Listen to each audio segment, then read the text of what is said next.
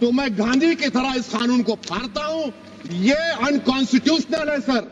मालूम है, आज की डेट में सड़क से लेकर के संसद तक जितने भी मुसलमानों के खिलाफ काले कानून पास होते हैं, उन सभी काले कानून के खिलाफ बैरिस्टर असदुद्दीन ओवैसी साहब ने ही आवाज़ उठाने का काम करते हैं।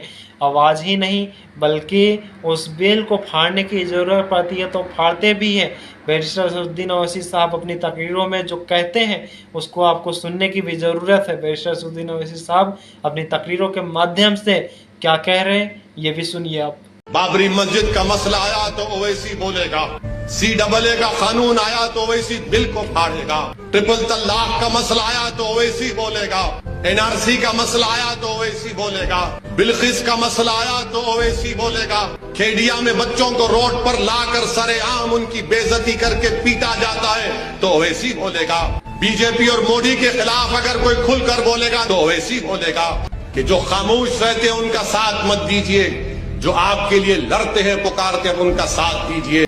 बाबरी मस्जिद की शहादत पे असदुद्दीन ओवैसी साहब ही बोलेंगे, ट्रिपल तलाक पे ओवैसी ही बोलेंगे, संसद में हर एक मुसलमानों के खिलाफ काले कानून आ रहे हैं उनके खिलाफ ओवैसी साहब ही बोलेंगे, हर एक मसले पे असदुद्दीन ओवैसी साहब बोलेंगे। तो फिर वोट का अधिकार असदुद्दीन ओवैसी साहब क्यों नहीं है?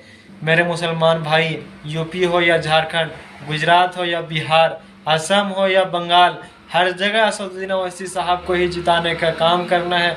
इसलिए हमारा वोट असदुद्दीन ओवैसी साहब ही देंगे, क्योंकि हमारे हर एक मसले पर असदुद्दीन ओवैसी साहब ही बोलते हैं।